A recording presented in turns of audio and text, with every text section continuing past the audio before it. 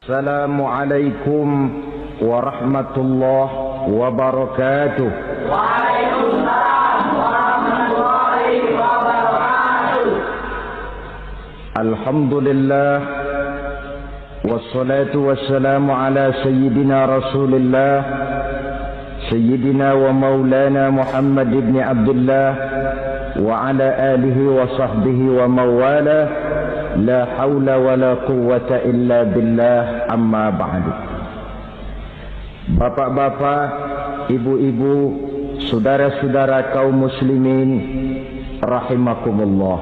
Rangka memperingati Maulid Nabi besar Muhammad sallallahu alaihi wasallam. Yang penting dari peringatan Maulid ialah membicarakan bagaimana sebenarnya identitas umat Rasulullah sallallahu alaihi wasallam. Sebab apa? Adalah suatu hal yang wajar bahwa seorang pengikut menyesuaikan tingkah laku, gaya hidup dengan orang yang diikutinya. Jangankan di dunia ini, di akhirat nanti identitas ini akan dimintakan pertanggunggan jawab dan akan ditanyakan kepada kita. Sekurang-kurangnya menjadi pengikut rombongan orang besar merupakan suatu nikmat. Paling tidak kita bisa numpang mujur. Kalau saya berangkat ke Bali ikut rombongan Pak Menteri misalnya, saya bisa bebas timbangan, tas saya tidak usah diperiksa-periksa barangkali. Kenapa? Ini rombongannya Pak Menteri, numpang mujur. Itu sekurang-kurangnya. Tetapi tentu untuk menjadi anggota rombongan Pak Menteri ini kan harus ada tanda, ciri-ciri atau yang disebut identitas. Kalau kita mengaku dan memproklamirkan diri sebagai umat Nabi Muhammad, sebagai pengikut beliau, apa sih identitasnya, ciri-cirinya? Inilah yang akan kita bicarakan pada kesempatan ini, bersumber dari surah Al-Fatah ayat 29. Allah Subhanahu wa taala menjelaskan Muhammadur Rasulullah, bahwa Nabi Muhammad itu adalah utusan Allah, pesuruh Allah. Walladzina ma'ahu, dan orang-orang yang bersamanya, orang yang mengikuti ajarannya, para sahabatnya, kita ini para pengikutnya, mempunyai ciri atau identitas. Dalam ayat ini ada 5 ciri yang dijelaskan. Pertama, asyidda'u 'alal kuffar. Pengikut Nabi Muhammad bersikap tegas kepada orang-orang kafir. Apa artinya tegas di sini? Saudara-saudara, tegas di sini artinya bukan main marah-marahan, tidak ngajak berkelahi, bukan juga menantang perang. Tegas di sini artinya mempunyai prinsip, mempunyai garis yang nyata di dalam keyakinan beragama. Garisnya apa? Tidak lain, lakum dinukum waliyadin. Bagi Tuhan agama Tuhan, bagi kami agama kami. Silahkan Tuhan melaksanakan agama Tuhan, kami akan melaksanakan agama kami. Kami menghormati Tuhan, Tuhan pun menghormati kami. Tetapi soal agama tidak usah dicampur adukkan. Identitas semacam ini perlu kita tegakkan kembali. Sebab apa? Sebab di zaman sekarang orang mulai mengaburkan nilai-nilai kebenaran dari agama, yang pada akhirnya menanamkan sikap ngambang terhadap agama. Misalnya kita ini dibuai dengan kalimat yang kelihatannya bagus tapi sebenarnya mengandung racun. Kata orang, jangan fanatik, semua agama kan bagus, semua agama benar, semua agama thayyib. Terus terang saja, saya bukan tidak setuju dengan kalimat itu. Saya beranggapan kalimat itu belum sempurna. Semua agama benar, jangan titik di situ, itu baru sekedar koma. Semua agama benar, koma, bagi penganutnya masing-masing, titik. Semua agama baik, koma, bagi penganutnya masing-masing, titik. Bagi kita yang muslim, yang benar, Islam. Dan seorang muslim yang berani membenarkan semua agama, seorang muslim yang berani berkata semua agama benar, sekurang-kurangnya munafik kalau tidak menjadi murtad. Wah Pak, itu namanya fanatik dong. Betul. Yang tidak boleh kan fanatik kepada suku, yang tidak boleh kan fanatik kepada guru, tapi fanatik kepada agama dalam arti berpegang teguh kepada agama merupakan bagian daripada kehidupan beragama. Hanyalah kalau umat Islam ini fanatik dengan agamanya, dia akan konsekuen, baik melaksanakan, mengamalkan maupun mengembangkan agamanya. Saya cinta kepada suku saya, tapi tidak lalu fanatik. Cinta suku boleh, fanatik kepada suku salah. Cinta kepada guru bagus, fanatik kepada guru jelek. Cinta kepada agama bagus, fanatik kepada agama wajib. Hanya dengan fanatik kepada agama orang konsekuen. Yang jelek itu kan kalau sudah fanatisme kesukuan. Contoh, misalnya mentang-mentang orang Sunda, lalu ngomong saya ogah dengerin ceramah. Kenapa? Ustaznya bukan orang Sunda sih. Ini nggak bener, emangnya Nabi Muhammad kelahiran Ciamis? Kan tidak.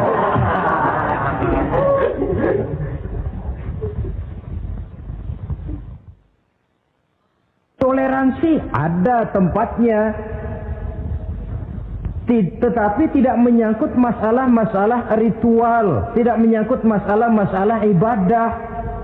Soal bikin jalan umum, mari bersama saudara-saudara kita yang lain agama membangun puskesmas, mari bersama-sama menjaga keamanan, mari sama-sama.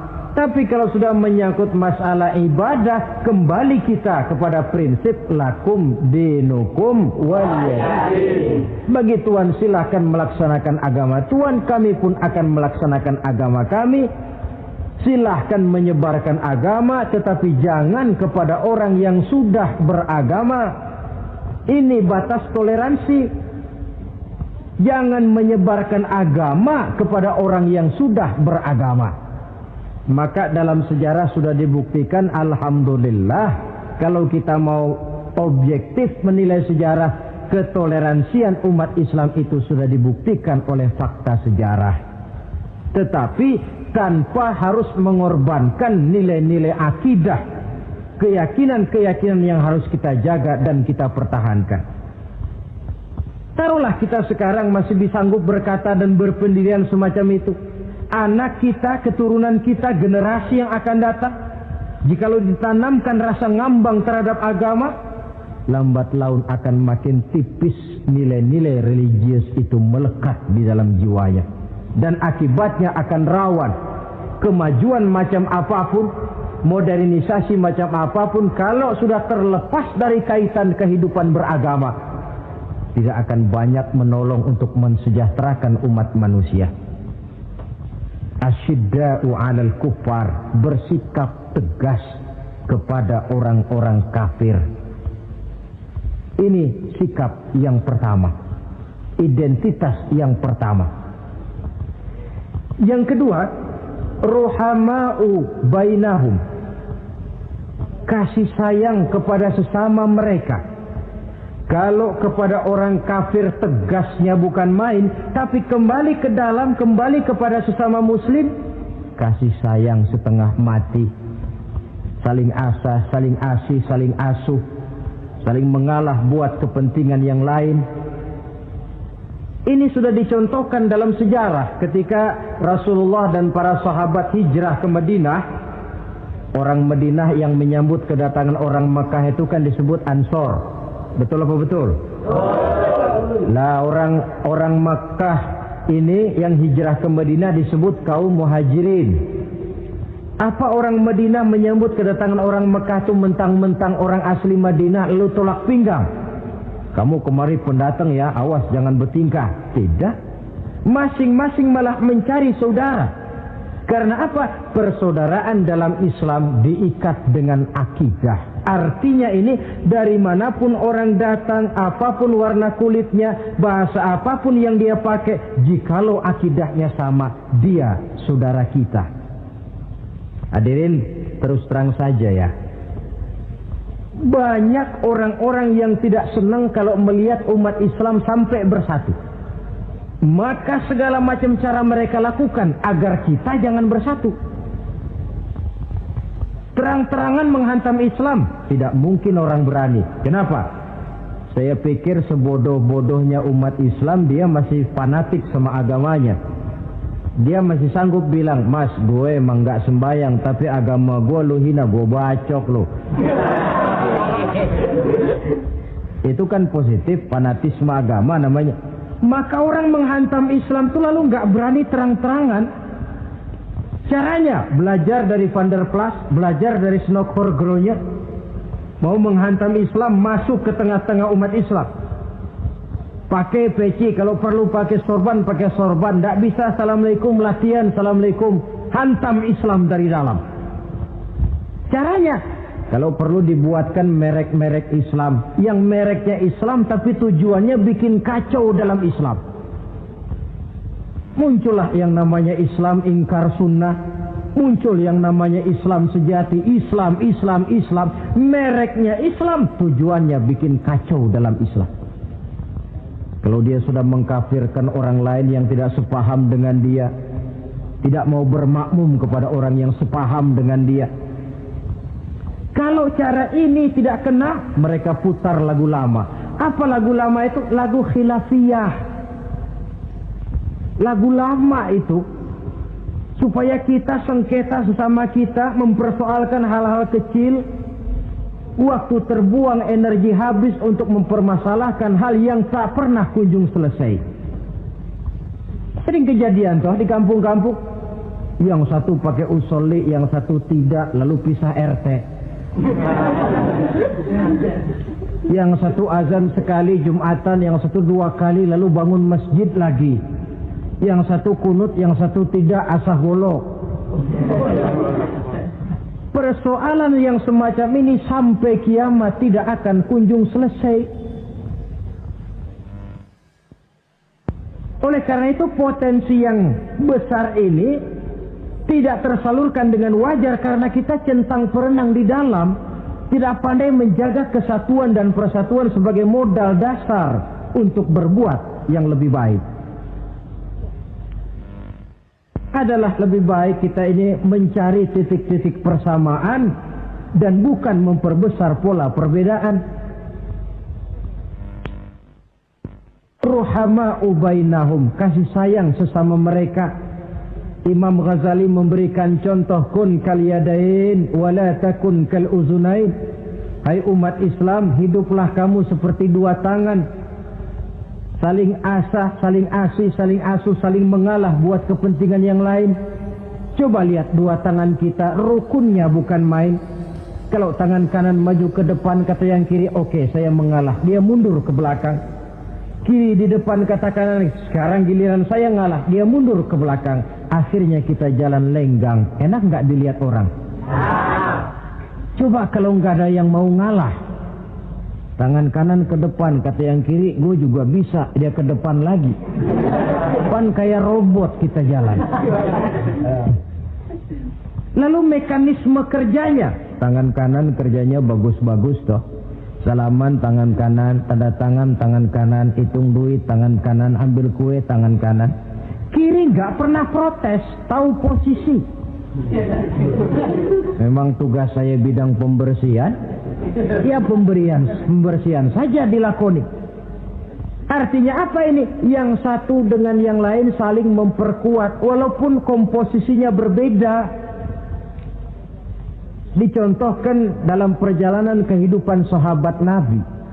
Sahabat Nabi yang paling terkenal itu 4 orang. Sayyidina Abu Bakar, Sayyidina Umar bin Al-Khattab, Sayyidina Utsman bin Affan, Sayyidina Ali bin Abi Thalib. 4 sahabat ini kalau kita lihat komposisinya, keahliannya lain-lain. Coba, ada Sayyidina Abu Bakar, ini sahabat merangkap mertua. Kalau bahasa sekarang, Abu Bakar ini disebut kiai diplomat. Kiai karena beliau orang alim, diplomat karena pandai bersiasat, ahli politik. Kemampuan berpolitiknya digunakan buat kepentingan agama.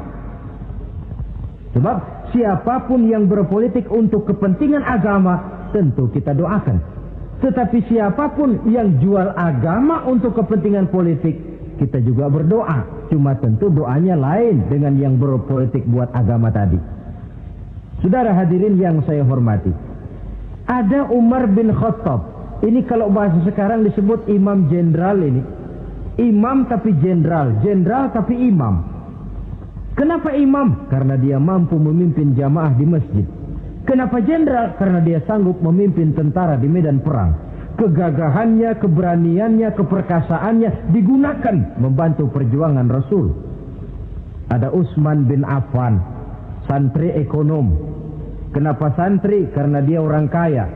Kenapa ekonom? Karena dia pengusaha bergerak di bidang bisnis. Keuntungan usahanya untuk membantu perjuangan Rasul. Ada Ali bin Abi Thalib, tokoh muda tapi intelek. Masih muda tapi rela mengorbankan nyawa demi keselamatan Rasul di malam hijrahnya. Alangkah nikmatnya umat Islam ini kalau punya kiai diplomat, imam jenderal, santri ekonom, pemuda intelek, yang masing-masing bekerja sama menunjang untuk kepentingan agama. Ruhama ubainahum, kasih sayang di antara sesama mereka. Mobil, kenal mobil enggak? Ya. Mobil itu baru bisa jalan dengan baik kalau seluruh onderdilnya kompak. Kalau yang satu sudah merasa dirinya lebih penting dari yang lain, alamat mobil udah dekat mogok. Misalnya yang jadi bensin nyombong, kalau enggak lantaran saya enggak bakalan jalan nih mobil. Bannya denger, sombong. Kata ban, sombong kamu bensin.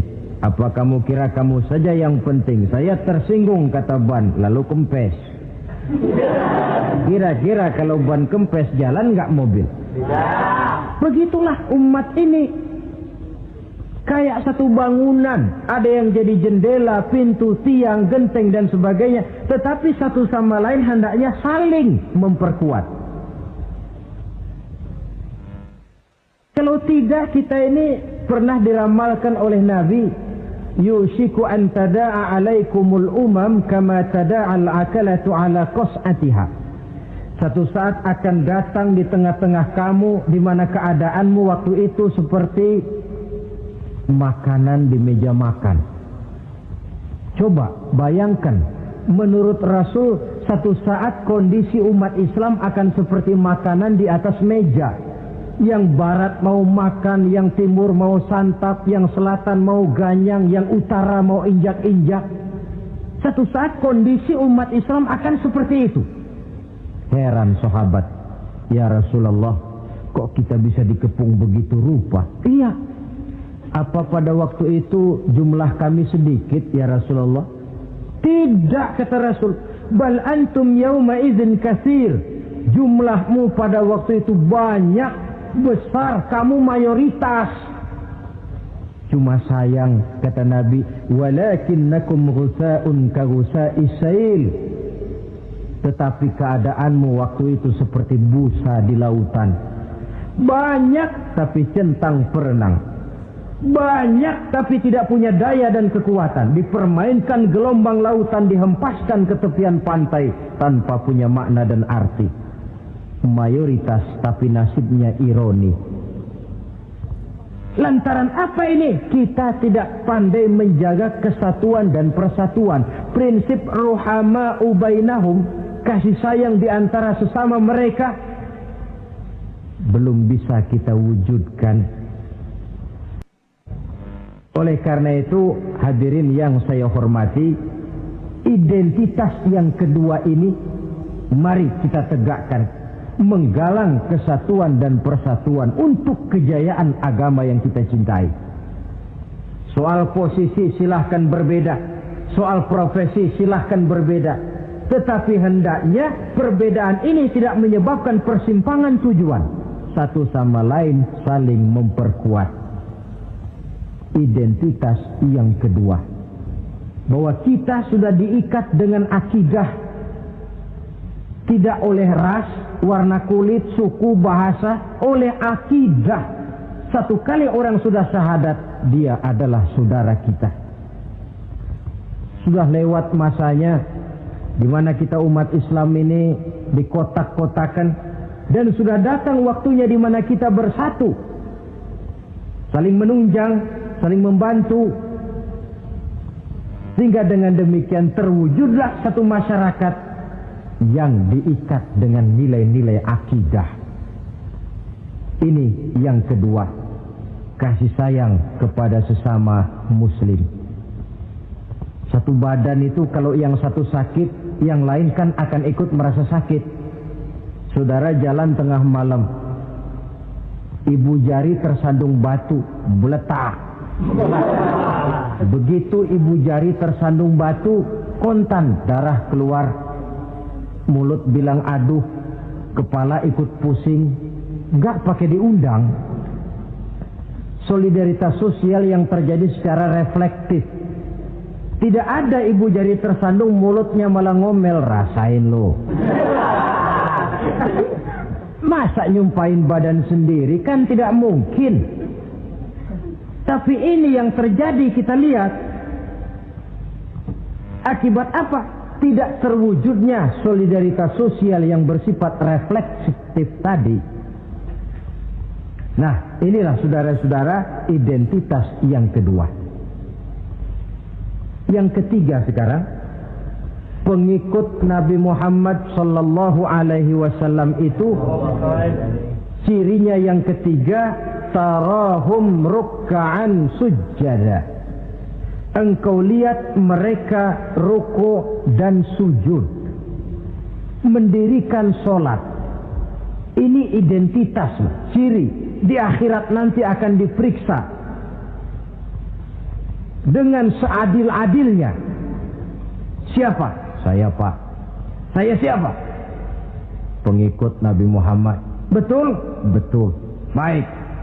Pengikut Nabi Muhammad itu tandanya ruka'an sujada, ruku dan sujud. Sampean ngaku umat Nabi Muhammad, sujud, pernah sembahyang? Sembahyang juga, Pak. Berapa kali? Gak banyak-banyak, Pak, setahun 2 kali. Kapan itu? Idul Fitri sama Idul Adha. Kata petugas, syarat kurang, minggir. Sebab sering dikatakan sholat itu kan ada yang harian, ada yang mingguan, ada yang tahunan. Ada yang sholatnya harian. Yang harian ini juga 2 macam, ada yang belang-belang, ada yang mulus. Kalau yang belang-belang itu kalau zuhur sholat, asar out. Asar kepegang, maghribnya melayang. Maghrib ketangkep, isaknya terbang. Itu lumayan ketimbang yang seminggu sekali cuma Jumat saja. Yang Jumat pun agak lumayan lah daripada yang setahun 2 kali cuma Idul Fitri dan Idul Adha.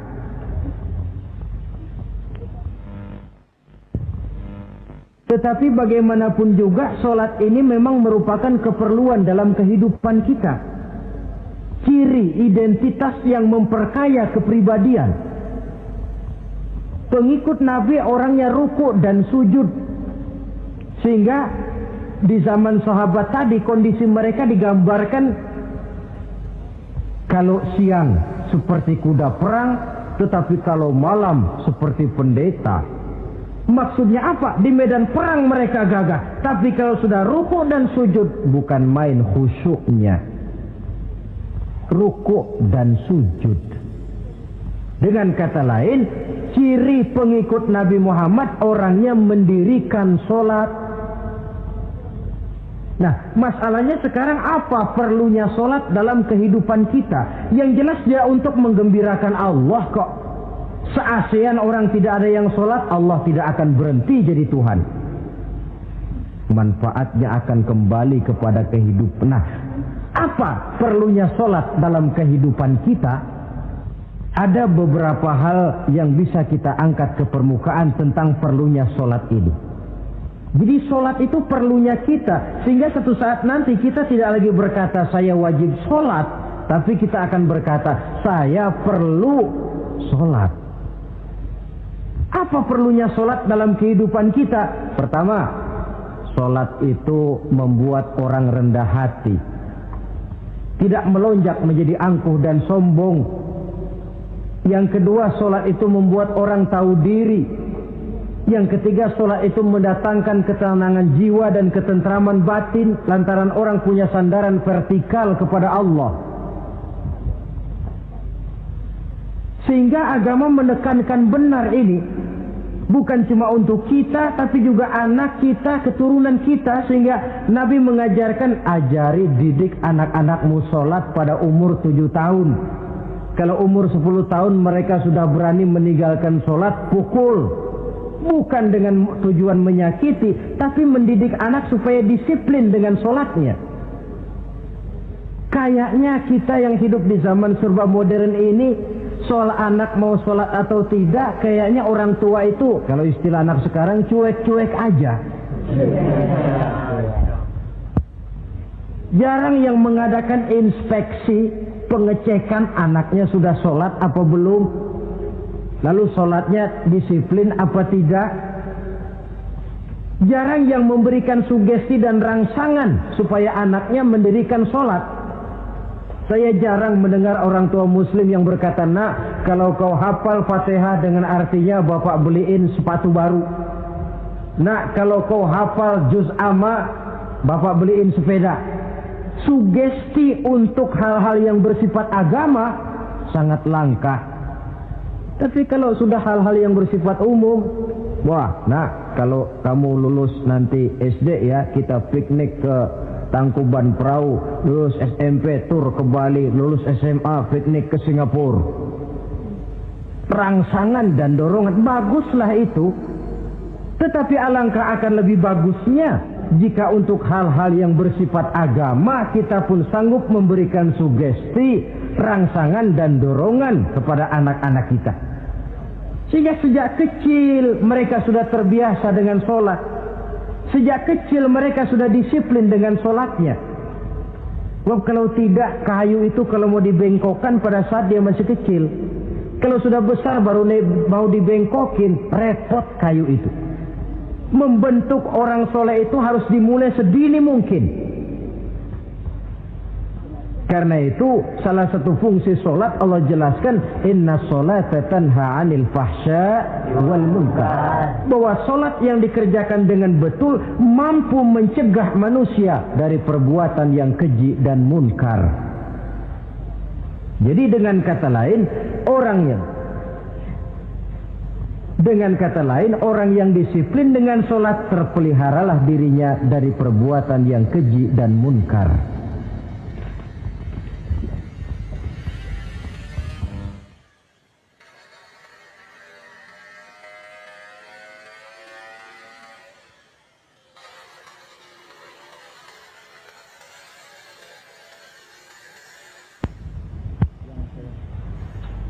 Hadirin yang saya hormati, suatu kenyataan barangkali yang memang tidak bisa kita pungkiri, bahwa kemajuan ilmu pengetahuan dan teknologi sekarang ini makin mengagumkan.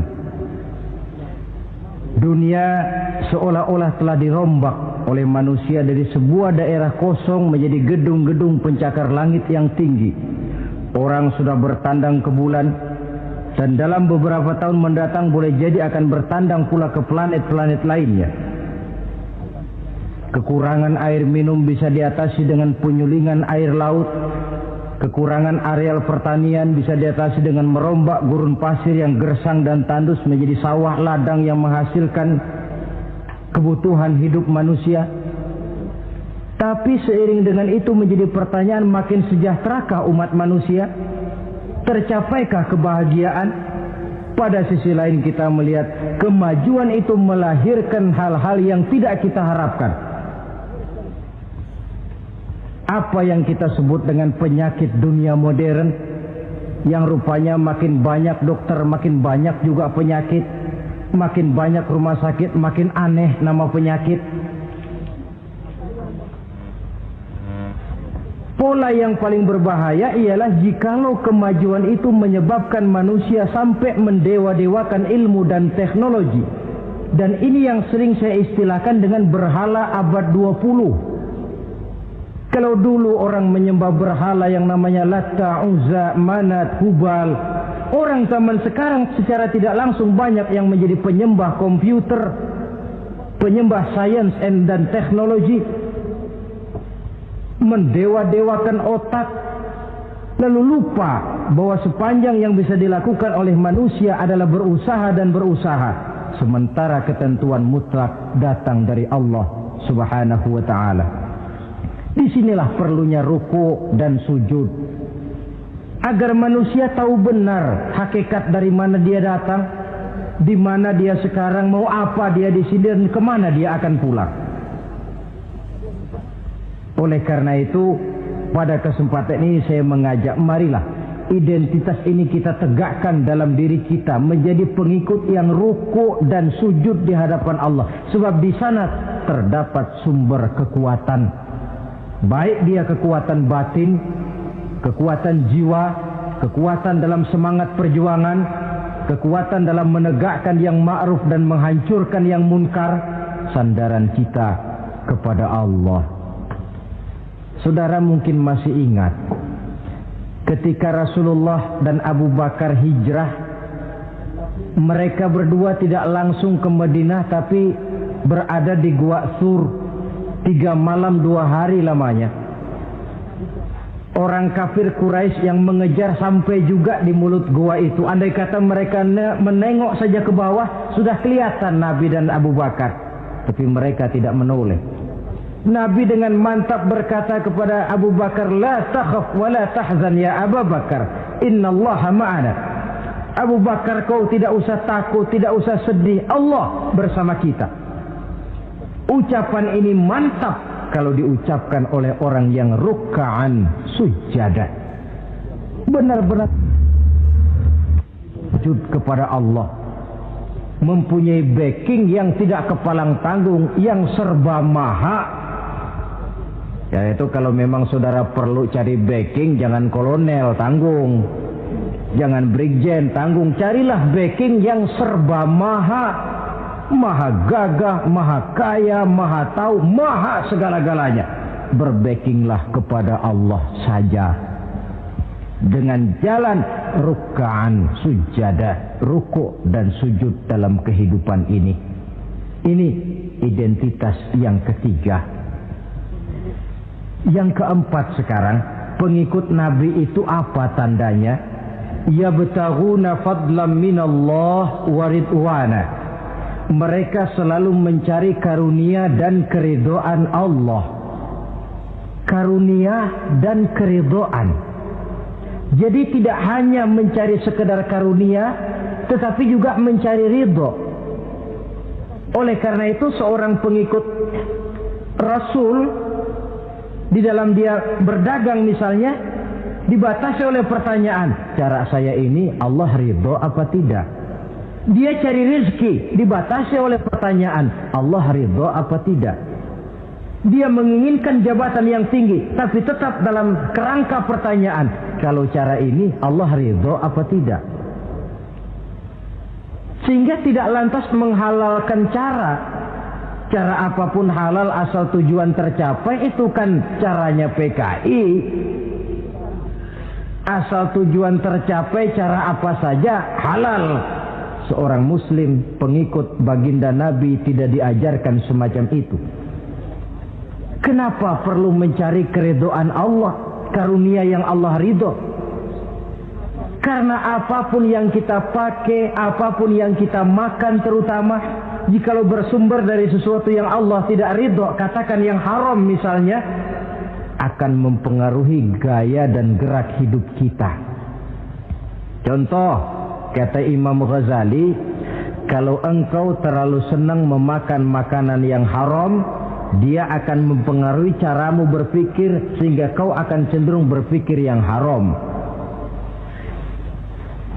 Mencari karunia yang Allah ridho, dan hidup itu kalau sudah mendapat ridho Allah, sudah satu kenikmatan yang tidak bisa dibeli dengan nilai materi yang bagaimanapun banyaknya.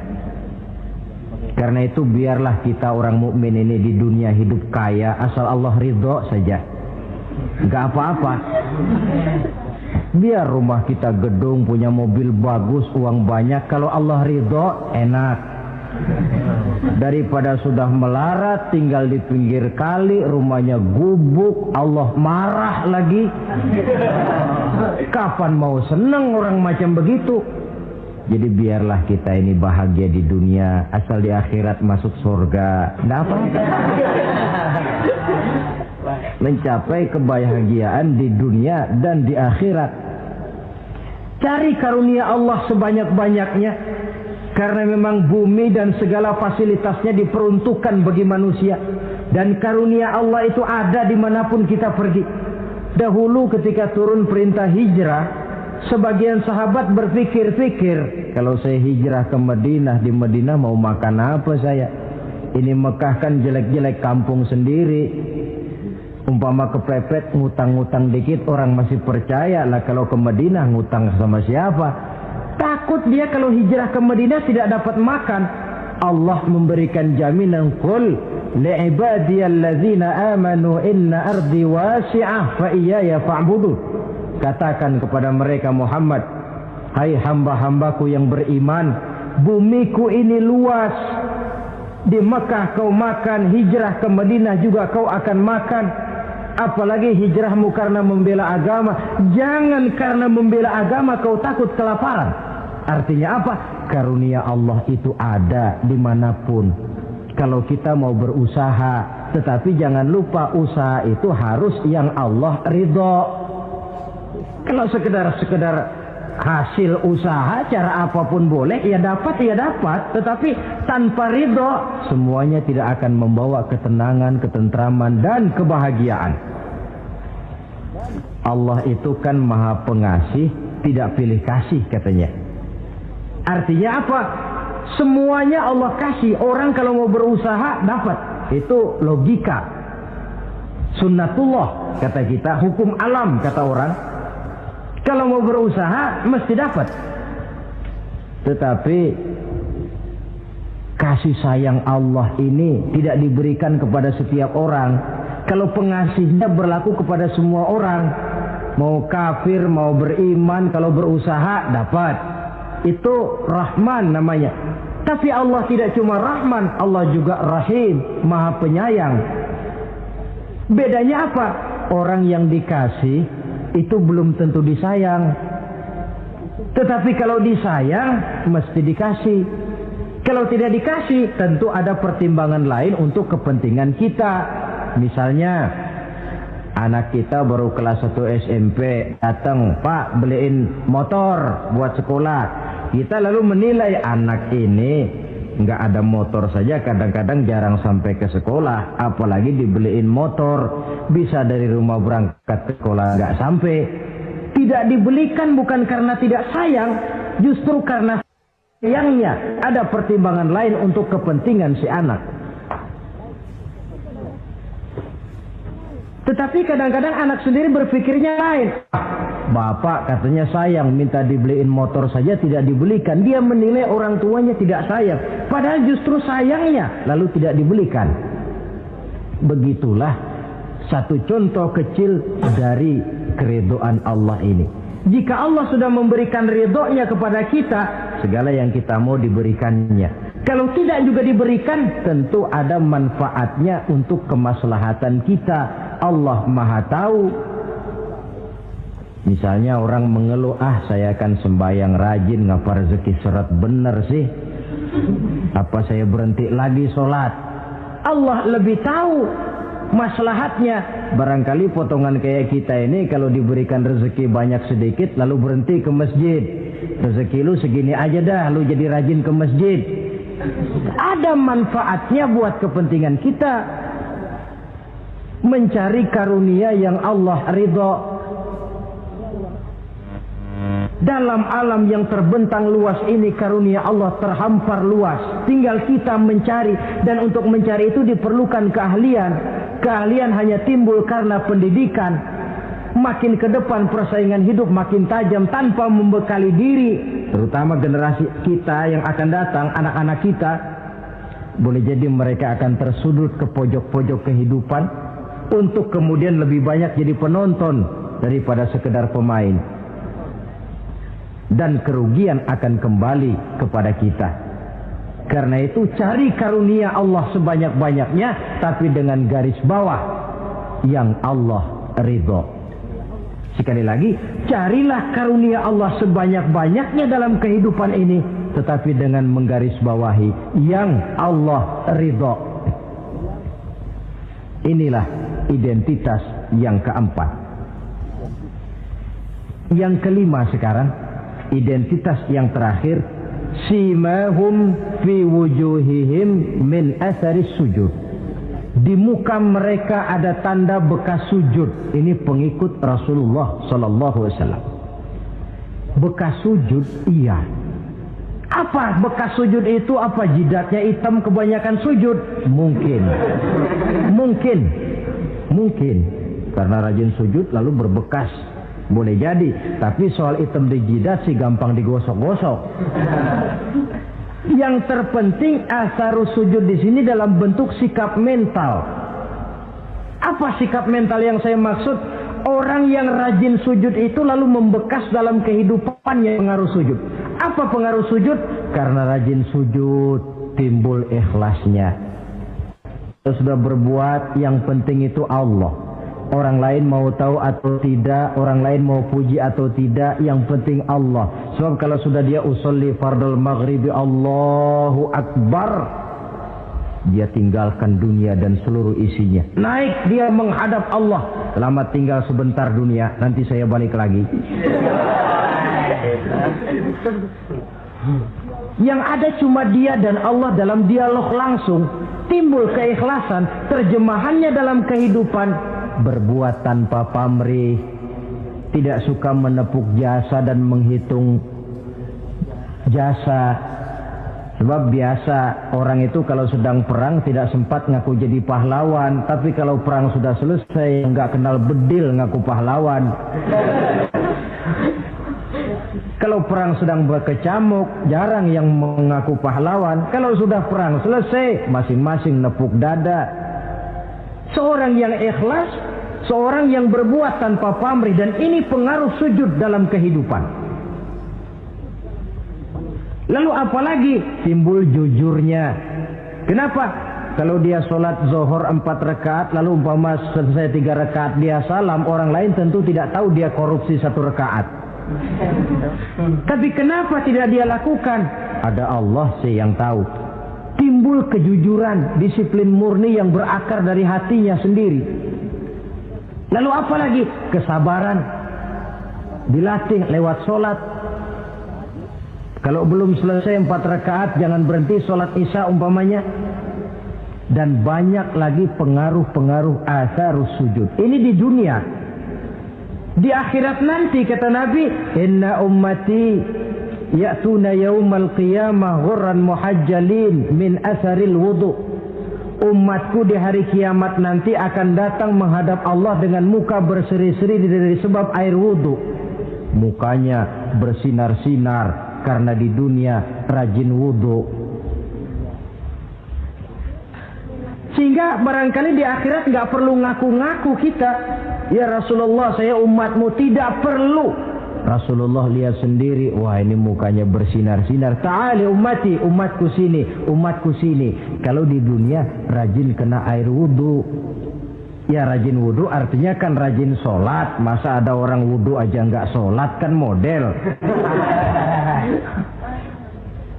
Kalau muka tidak pernah tersentuh wudu, kalau muka tidak pernah sujud, Teriak-teriak kita mengaku, ya Rasulullah, saya umatmu ya Rasulullah. Kata Rasulullah, nggak ada umat saya yang dekil kayak sampean.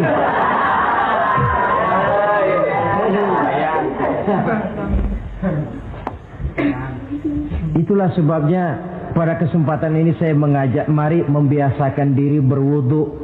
Tidak cuma untuk sholat. Saudara mau berangkat ke kantor, wudu dulu, bagus. Saudara mau pergi berdagang, wudu dulu, cakep. Saudara mau pergi kuliah, mau pergi sekolah, wudu dulu, bagus. Di samping kebersihan jasmani, juga kebersihan rohani. Tengok saja. Kalau kita membasuh tangan pada saat wudu, mulai Allahumma inni as'aluka yumna wal barakah wa a'udzubika minasyu'mi wal halakah. Itu kan yang kita baca. Ya Allah, saya mohon keberkahan di dua tangan ini, supaya tangan ini kalau dibawa dagang untung, dibawa menanam lalu panen, dibawa berusaha menghasilkan rezeki. Dan saya berlindung kepadamu ya Allah, jangan sampai tangan ini membawa kesialan dan kecelakaan. Berlindung kepada Allah jangan sampai jadi punya tangan sial. Dipakai dagang rugi, dipakai nanam pohonan mati, dipakai mukul orang. Tangan sial.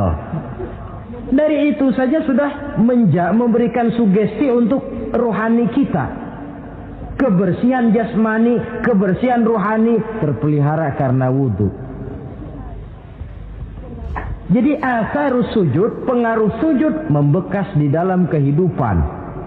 Sehingga oleh Syekh Muhammad Abduh dijelaskan, walikulli ibadatin minal ibadati sahihah asarun fi taqwimi akhlaqil qaimi biha wa tahzibi nafsihi. Setiap ibadah yang dikerjakan dengan betul pasti mempunyai pengaruh yang nyata dalam meluruskan moral akhlak orang yang melaksanakan ibadah itu sendiri. Jadi sujud kita betul apa tidak? Lihat saja pengaruhnya dalam kehidupan kita. Sholat kita sudah betul apa tidak? Lihat saja pengaruhnya dalam kehidupan kita. Kalau sujud ya sujud, tapi judi jalan juga, nah, sujudnya belum betul. Waktunya sholat ya sholat, waktunya mabuk, sholatnya belum betul. Waktunya ruku ya ruku, giliran nyolong, sholatnya belum betul. Sebab sholat yang dikerjakan dengan betul, sujud yang dikerjakan yang punya pengaruh nyata dalam kehidupan, kelihatan bekasnya dari tingkah laku dan gerak kita di dalam menelusuri kegiatan hidup ini. Maaf, dengan sedikit pahit barangkali kita memang harus berkata, masih banyak di antara kita umat Islam ini yang melaksanakan ibadah hanya dengan prinsip asal sekedar gugur kewajiban. Perkara ada pengaruhnya atau tidak dalam diri kita, kita malas untuk mengadakan evaluasi. Akibatnya ibadah yang kita kerjakan tidak mempunyai pengaruh dalam membentuk kepribadian kita.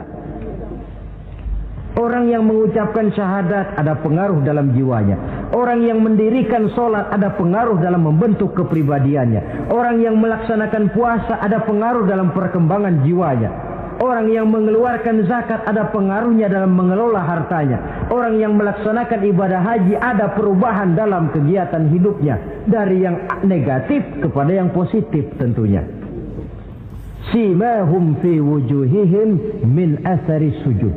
Di muka mereka, di muka pengikut Rasulullah ini ada tanda pengaruh bekas sujud.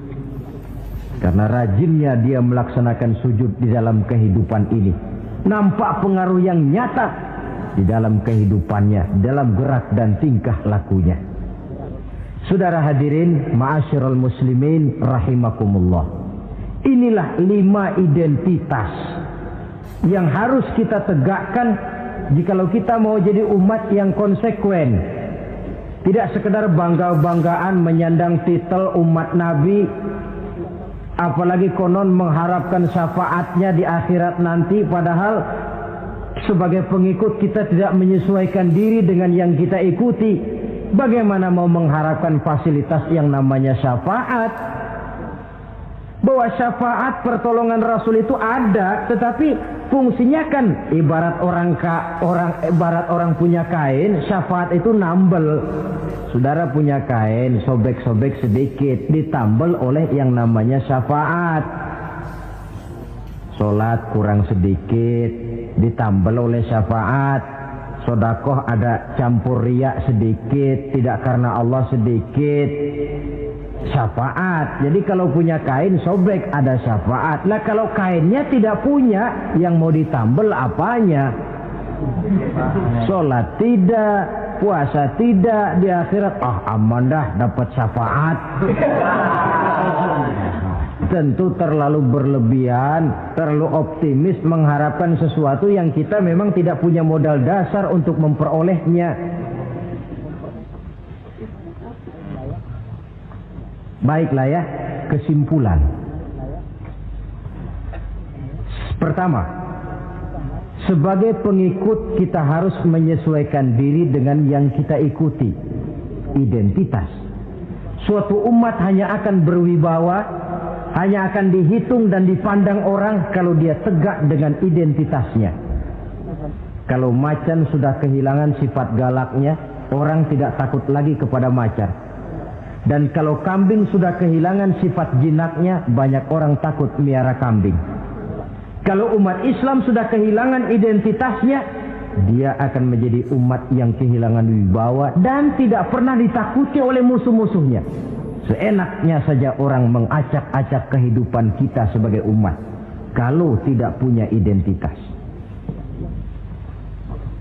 Yang kedua, kesimpulan yang kedua, identitas itu bisa kita ringkaskan. Pertama, tegak dengan keyakinan inna dina indallahil Islam. Menumbuhkan fanatisme agama dalam arti berpegang teguh kepada agama. Menempatkan toleransi pada tempatnya yang wajar. Tidak mencampur adukan semua agama. Tegas di dalam mempertahankan akidah. Kemudian yang ketiga, perlu menegakkan solidaritas sosial yang bersifat reflektif untuk menegakkan wibawa kita sebagai umat, supaya potensi dari umat yang mayoritas ini dimanfaatkan oleh umat itu sendiri. Kalau tidak, kita cuma akan menang jumlah saja, menang bilangan, kuantitas yang tanpa kualitas. Dan kalau ini yang terjadi, nasib kita akan seperti buih di lautan. Banyak, tapi kata orang kampung cuma menang groyokan. Tidak punya daya dan kekuatan, dicampakkan orang ke kiri dan ke kanan, hanyut oleh arus. Bukan menciptakan arus, tapi malah hanyut oleh arus. Bukan menciptakan model, tapi malah mengikuti model. Bukan menciptakan irama tersendiri, malah diatur oleh irama orang lain. Ini yang menyebabkan ironi. Tegaklah dengan kesatuan dan persatuan, dengan lebih memperbanyak mencari titik-titik persamaan dan bukan memperbesar titik-titik perbedaan. Yang keempat, rukuk dan sujud sebagai sandaran vertikal kepada Allah. Selama kita umat ini masih rajin rukuk dan sujud, selama itu pula nilai optimisme masih ada dalam jiwa dan diri kita.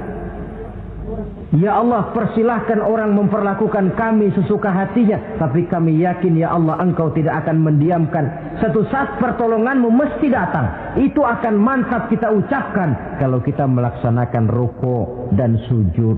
Tertimpa tangga, jatuhnya sakit, ketimpa tangga lagi, musibah yang beruntun. Rukuk dan sujud sebagai sandaran vertikal. Yang kelima, karunia Allah dan keredoan Allah jangan dipisah. Cari karunia sebanyak-banyaknya, tetapi dalam batas-batas yang diridhoi Allah. Sebab kalau tidak, karunia itu akan makin membuat kita jauh dari Allah. Ilmu karunia itu. Tapi kalau tidak diridhoi Allah, Nabi ingatkan, man izdada ilman wa lam yazdad huda, lam yazdad minallahi illa bu'da. Orang yang bertambah ilmu tapi tidak bertambah hidayah, dia hanya akan semakin jauh dari Allah. Jauh dari Allah menimbulkan kegersangan dalam jiwa, kepanasan dalam hati, sehingga jauhlah kita dari ketenangan hidup. Karunia yang Allah ridho, dan Islam melarang umatnya untuk berpangku tangan menunggu keajaiban dari langit. Berusaha, berikhtiar, berdoa, lalu bertawakal kepadanya. Yang terakhir, hendaknya ibadah yang kita kerjakan dievaluir, ditinjau kembali apa pengaruhnya dalam kehidupan kita. Sebab setelah selesai melaksanakan suatu ibadah, hendaknya nilai ajaran yang terkandung dalam ibadah itu bisa kita terjemahkan dalam kehidupan kita. Sehingga gerak kita dalam sholat dengan tingkah laku kita di luar sholat ada kesinambungan. Gerak kita di dalam bulan Ramadan dengan tingkah laku kita di luar Ramadan ada kesinambungan. Namanya ibadah yang kita kerjakan ada pengaruhnya dalam memperbaiki kehidupan kita. Dengan satu prinsip, ibadah itu kita kerjakan adalah kemanfaatannya kembali kepada kehidupan kita. Saudara hadirin yang saya hormati, inilah pembicaraan kita pada pertemuan kita kali ini. Dengan harapan tentunya dalam memperingati Maulid kita tidak hanya sekedar melakukan satu tradisi, tidak hanya sekedar hura-hura, tidak hanya sekedar ikut-ikutan. Sebab bagaimanapun peringatan semacam ini bukan tujuan. Ini cuma sekedar alat. Kalau peringatannya yang jadi tujuan, selesai memperingati, selesai sudah. Kayak saudara tujuannya mau ke Bogor. Kira-kira kalau sudah sampai Bogor pulang lagi enggak? Pulang. Kenapa? Tujuan sudah tercapai. Tujuannya cuma memperingati Maulid. Sudah selesai. Ya sudah selesai segala-galanya. Yang tidak sholat kembali tidak sholat. Yang teler kembali teler. Pokoknya kan udah Maulid. Itu kalau dijadikan tujuan. Maulid sekali lagi bukan tujuan, cuma sekedar alat. Tujuan kita diantaranya mencari identitas, menyesuaikan diri sebagai seorang pengikut dengan Rasulullah yang kita ikuti itu. Inilah pembicaraan kita kali ini. Mudah-mudahan 5 identitas ini Allah berikan kekuatan untuk bisa kita tegakkan dalam diri kita masing-masing, sehingga kebanggaan sebagai pengikut Nabi dibuktikan dengan amal perbuatan kita. Terima kasih banyak atas segala perhatian. Mohon maaf atas segala kekurangan.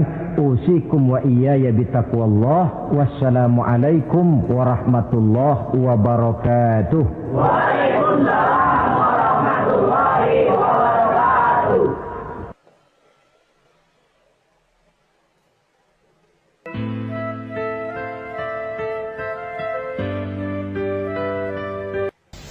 Bapak-bapak, ibu-ibu, saudara-saudara kaum muslimin rahimakumullah. Murai di dahan dan kokok ayam di kandang. Dunia ini penuh dengan berbagai macam kesibukan. Sejak dari petani yang turun ke ladang, pedagang yang berangkat ke pasar, pelajar yang menuju sekolah, sampai kepada pegawai yang berangkat ke kantor, seluruhnya tidak lain untuk mencari sesuatu yang bernama bahagia. Setiap orang menginginkan kebahagiaan, dan tidak seorang pun menginginkan kesengsaraan dalam kehidupan ini. Namun nyatanya tidak setiap orang yang ingin bahagia mengetahui jalan yang harus ditempuhnya untuk sampai kepada kebahagiaan itu. Maka pada kesempatan pertemuan kali ini saya ingin menyampaikan sebuah hadis dari junjungan kita baginda Nabi besar Muhammad sallallahu alaihi wasallam yang termuat dalam kitab Mukhtarul Ahadits An-Nabawiyah, di mana beliau bersabda, arba'un min sa'adatil mar'i. Ada 4 perkara yang merupakan tanda dari orang bahagia. Saya mau tanya, di antara saudara-saudara yang hadir di sini, apa ada yang kepengen jadi orang sengsara? Ya. Seluruhnya tentu ingin mendapatkan kebahagiaan. Maka menurut resep dari Nabi kita, tanda orang bahagia itu 4. Jadi kalau saudara ingin bahagia, harus mempunyai 4 perkara ini. Yang pertama, orang bahagia itu kata Nabi, darun wasi'un. Punya rumah biar bagus asal gede. Enak ngaturnya. Daripada sudah punya rumah kecil, adanya di pinggir kali, gubuk, kalau hujan bocor, miring lagi, kiamat. Loh, kalau gitu Islam materialis dong. Hadis ini boleh diartikan dengan makna hakiki, arti yang sebenarnya. Boleh diartikan dengan makna majazi, arti kiasan. Kalau dia diartikan dengan arti kias, maka yang dimaksud darun wasi'un ay qalbun wasi'un. Rumah yang luas tidak lain daripada hati yang lapang. Karena di situ kunci kebahagiaan yang sebenarnya. Walaupun kita cuma tinggal di petak berukuran 2 kali 3 meter, kalau hati kita luas-luas rasanya rumah itu. Tapi biar rumah kita halamannya saja puluhan ribu hektar, ada kolam renangnya, kamar tidurnya tidak lagi terhitung. Kalau hati yang menempati rumah itu sempit, maka akan terasa sempit jugalah rumah itu. Tempat bergantungnya tidak lain adalah hati. Marilah kita mencoba melihat berbagai pandangan orang tentang bahagia ini. Ada orang menyangka bahwa bahagia itu kalau dia mendapatkan harta yang sebanyak-banyaknya. Siapa yang banyak harta, dialah raja. Apa yang dia mau, seluruhnya bisa dibeli. Keamanannya, dia bisa menyewa petugas. Seluruh fasilitas untuk menyenangkan kehidupannya bisa dibeli. Pendeknya, hartalah segala-galanya dalam kehidupan. Sampai ada pepatah mengatakan, innad darahima fil amakini kulliha taksur rijala mahabatan wa jalala. Sesungguhnya harta, dinar, dirham, uang di mana-mana selalu bikin hebat orang yang memilikinya. Coba lihat, orang yang punya duit sama yang enggak punya duit, jangan gaya hidupnya, gaya jalannya aja lain. Wahia lisanun liman arada fasahatan, wahia silahun liman arada qitala. Uang adalah senjata yang paling ampuh bagi orang yang mau pergi perang, dan lidah yang paling fasih bagi orang yang mau bicara. Kalau bicara dengan lidah macet, cobalah bicara dengan harta, lancar. Sampai ada pepatah demikian, segalanya bisa diatur dengan harta. Maka di kalangan orang yang berpandangan semacam itu, seluruh kegiatan hidupnya hanya terfokus kepada bagaimana mengumpulkan harta yang sebanyak-banyaknya. Tidak peduli halal haram, tidak kenal sore pagi siang dan malam, tidak sempat sujud, jauh dari agama, jauh dari kehidupan yang bersifat ruhaniyah, jauh dari Allah dan sebagainya. Sampai dalam Al-Quran dikelompokkan dalam kelompok yang dinamakan lumazah. Allazi jama'a malahu wa addadah yahsabu anna malahu akhladah. Mereka mengumpul-ngumpulkan harta sebanyak-banyaknya dan menyangka bahwa harta yang banyak itu dapat mengekalkan hidupnya, mengekalkan kekayaannya, mengekalkan kebahagiaannya. Saudara hadirin yang berbahagia, kalau pandangan hidup ini benar, artinya kalau harta memang merupakan satu-satunya hal yang dapat membuat orang bahagia, tentu di rumah mewah tidak akan pernah ada tangis derita. Tentu di satu tempat di mana fasilitas hidup serba menunjang, tidak ada yang namanya penderitaan. Tapi suka dan duka, sedih dan gembira, senyum dan tawa adalah milik setiap orang, baik dia punya harta maupun dia tidak punya harta. Nyatalah bahwa harta semata-mata bukan merupakan jaminan bahwa orang akan bahagia, walaupun tanpa harta orang sulit untuk bahagia. Saya mau cerita, ada orang super kaya, namanya Aristotle Onesimus, raja tanker Yunani. Dia punya kapal tanker saja konon sampai 11 banyaknya. Punya perusahaan penerbangan yang disebut Olympic Airlines.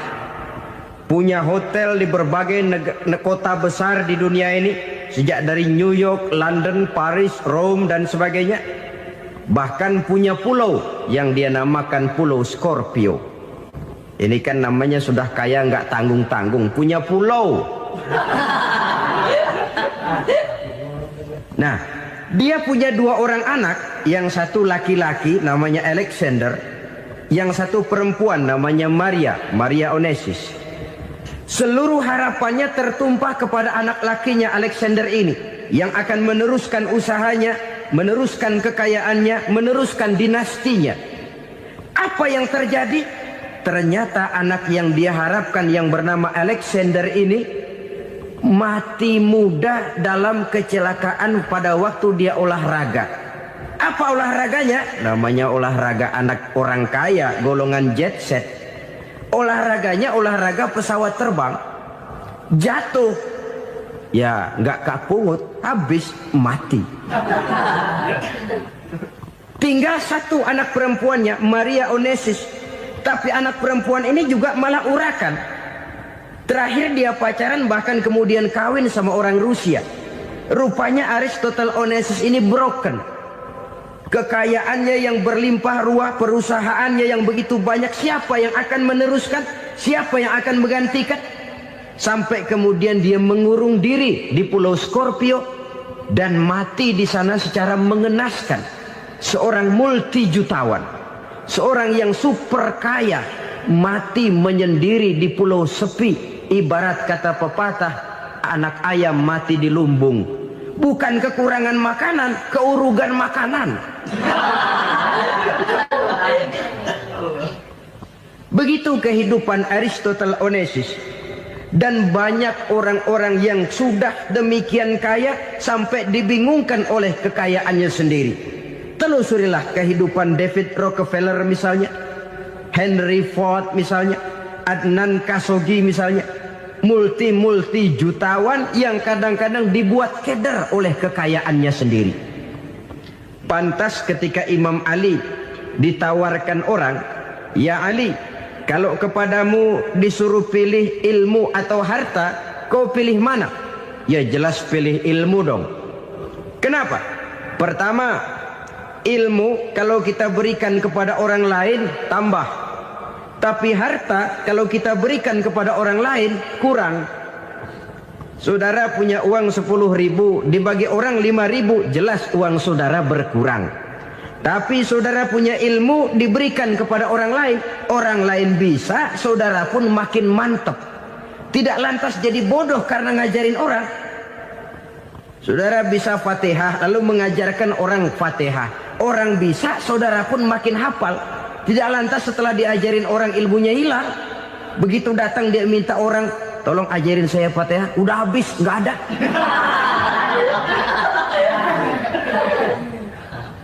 Yang kedua kata Imam Ali, ilmu menjaga kita. Kalau harta kita yang harus jaga. Makin banyak ilmu makin terpelihara diri seharusnya. Tetapi makin banyak harta makin bingung kita jaganya.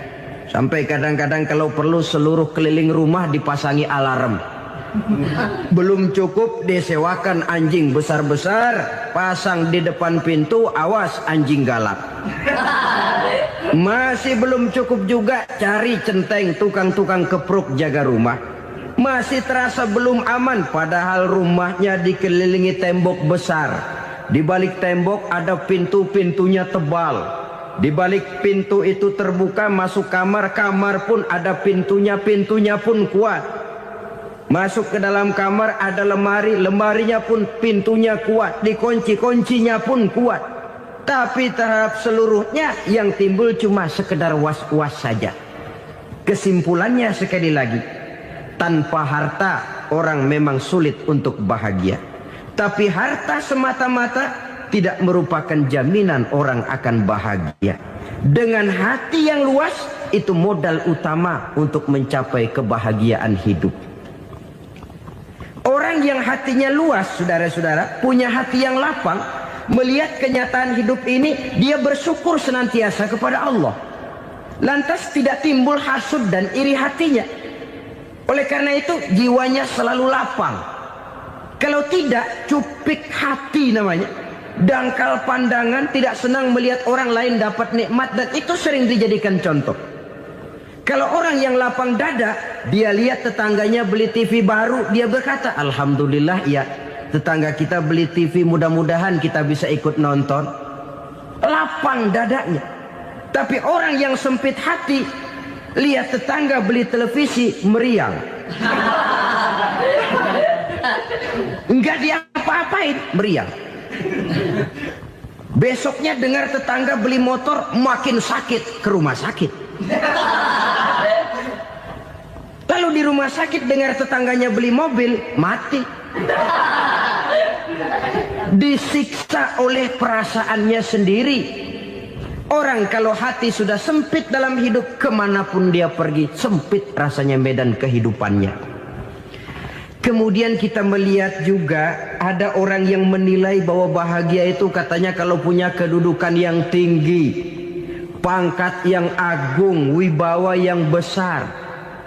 Mungkin betul, tapi mungkin juga tidak. Bergantung kepada hati orang yang punya pangkat itu. Sama dengan harta tadi. Harta akan membawa bahagia kalau dia jatuh ke tangan orang yang berhati lapang. Tapi harta akan jadi bencana kalau jatuh ke tangan hati orang yang sempit. Pangkat akan membawa bahaya kalau jatuh di tangan hati orang yang sempit. Lebih dari itu, kenyataan mengajarkan kepada kita bahwa ternyata pangkat dan jabatan tidak selamanya memberikan kebahagiaan dalam kehidupan. Bahkan resikonya kelewat besar. Beberapa bukti kita bisa ambil dari para pemimpin dunia yang menjadi korban lantaran pangkat dan jabatan yang disandangnya. Saudara ingat Presiden Abraham Lincoln dan John Kennedy dari Amerika? Dibunuh orang. Park Chung-hee dari Korea Selatan, Ziaur Rahman dari Bangladesh, Anwar Sadat dari Mesir, terakhir Indira Gandhi dari India, menjadi korban dari pangkat dan jabatan yang disandangnya dari orang-orang yang tidak senang dia memegang jabatan itu. Dia akan mudah mengundang bencana. Sehingga pantas kalau seorang presiden terkemuka Amerika, Harry Truman namanya, dia mengatakan jabatan presiden itu, kata dia, seperti orang nunggang macan, naik macan. Harus kita taiki, kalau enggak dia bakal nerekam kita, ngeri katanya. Adapun orang yang hatinya lapang, kalau dia menerima pangkat dan jabatan, dianggapnya itu satu kesempatan untuk berbuat baik. Tapi orang yang berhati sempit, menerima pangkat dan jabatan, bukan kadang-kadang menerima, malah berusaha setengah mati mencapai dengan segala cara. Kalau perlu jilat atas, jilat atas. Jadi golongan sumuhun dawu. Jadi kelompok kulon nuwun, yes sir, yang kerjanya cuma oke bos. Kalau perlu jilat atas, jilat atas. Kalau perlu injak yang bawah, injak yang bawah. Perlu sikut kiri kanan, sikut kiri kanan. Yang penting pangkat dapat, jabatan dapat. Orang yang semacam ini, kalau sudah mempunyai pangkat dan jabatan, biasanya dia tidak menganggap itu sebagai amanah, tidak menganggap sebagai kesempatan berbuat baik, tapi malah kesempatan untuk memperturutkan hawa nafsunya yang dilatar belakangi oleh kesempitan hatinya tadi. Apalagi kalau orang memperoleh pangkat karena banyak mengeluarkan uang. Seakan-akan pangkat dan jabatan itu sekarang macam proyek, pakai tender. Siapa yang berani bayar segini naik, nggak berani minggir. Padahal logikanya, kalau orang mencapai satu jabatan karena banyak mengeluarkan uang, hampir bisa dipastikan bahwa setelah jabatan itu dia pegang, langkah pertama yang akan dilakukannya ialah berusaha bagaimana uang yang dia keluarkan supaya kembali. Ya paling kurang pulang modal dulu dong. Soal mikirin rakyat soal nanti, tapi ini modal harus pulang. Itu celakanya kalau orang memperoleh pangkat dan jabatan cuma karena banyak mengeluarkan uang.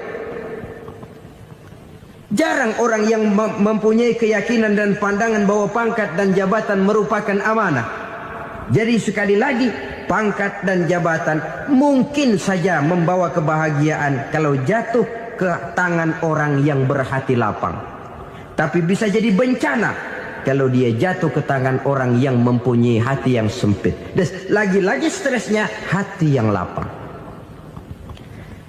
Lalu sebagian orang, saudara, ada yang berpandangan katanya bahagia itu kalau jadi orang terkenal, mempunyai popularitas, menjadi idola di kalangan remaja, di kalangan orang tua, di segala lapisan masyarakat.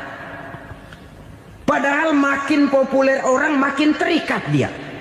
Ya kalau macam kita ini kan nggak punya nama, nggak populer, tengah malam buta mau nongkrong di warung Tegal aman.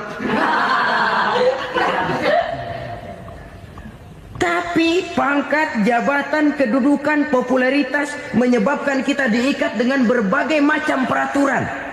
Cuma mandi sama ke WC saja yang nggak dikawal.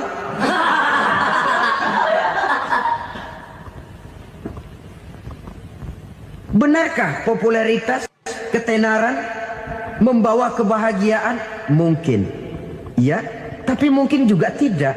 Kenapa? Banyak orang-orang populer yang mengakhiri hidupnya secara tragis. Kita ambil beberapa nama.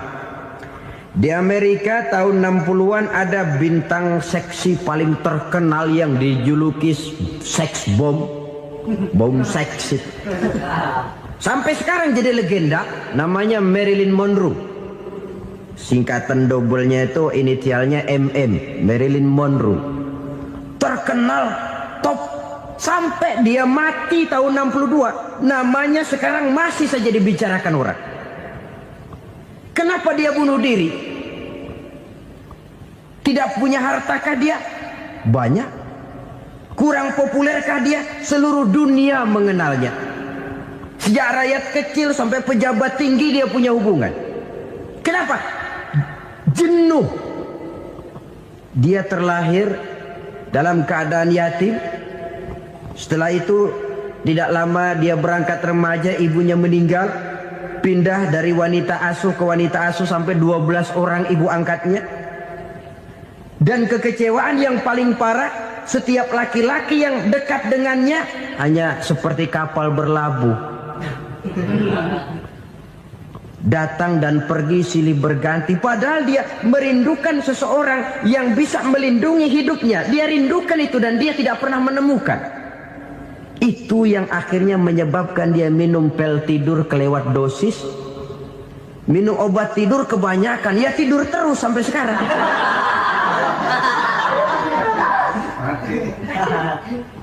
Dia mengakui, saya telah memiliki ketenaran, tapi saya tidak pernah hidup dalam ketenaran itu. Saya pandai main sandiwara, tapi saya ingin hidup dalam alam yang real sebagaimana umumnya orang.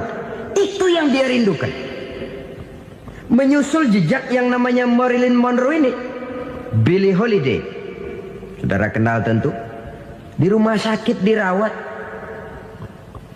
Dia juga minum obat overdosis, mati lagi. Jimi Hendrix minum obat tidur overdosis kelewat batas, mati lagi.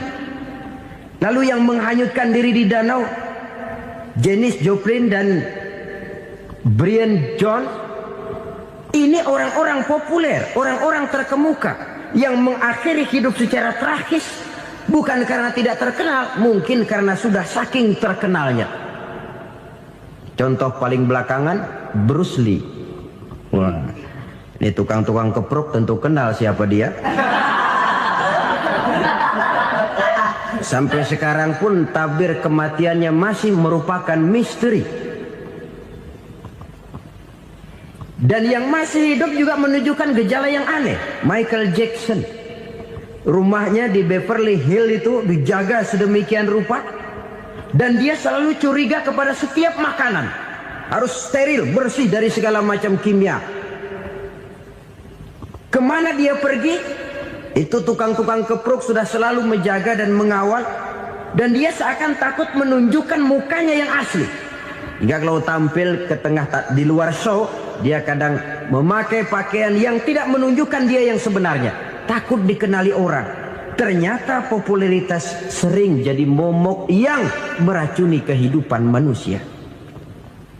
Oleh karena itu, benarlah junjungan kita pada saat beliau mengajarkan orang akan bahagia kalau dia mempunyai hati yang lapang.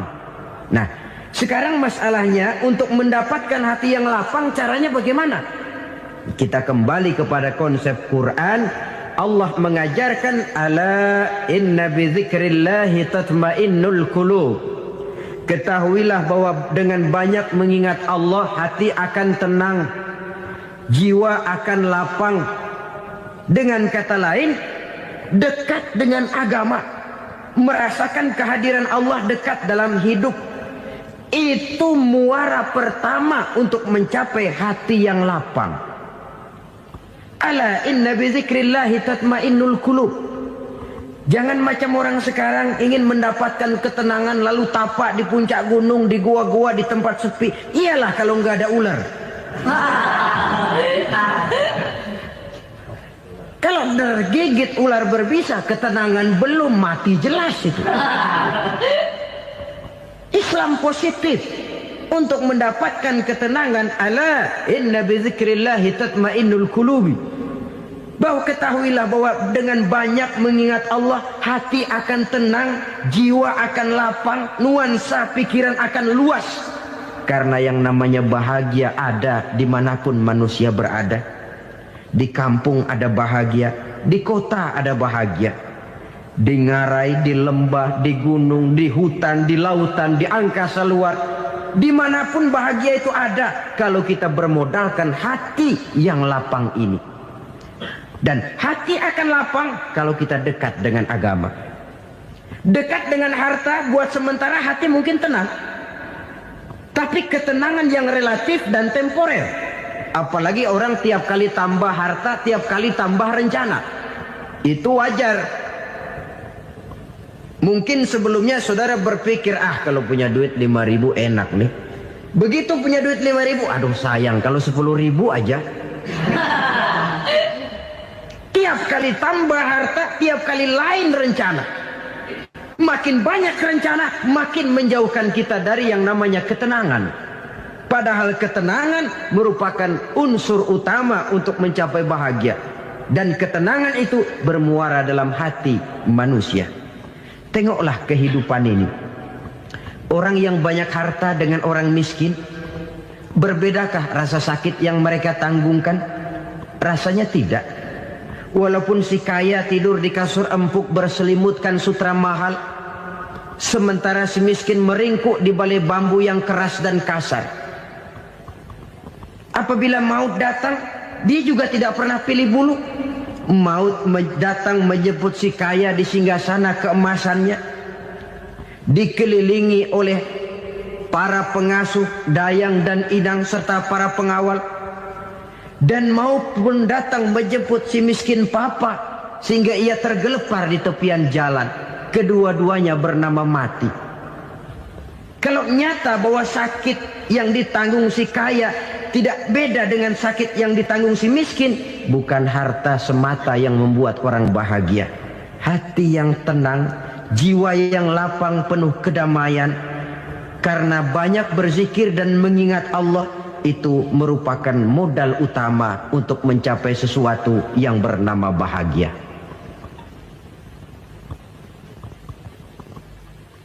Saudara hadirin yang saya hormati, inilah yang pertama dari 4 ciri yang digambarkan oleh Nabi tentang tanda-tanda orang bahagia.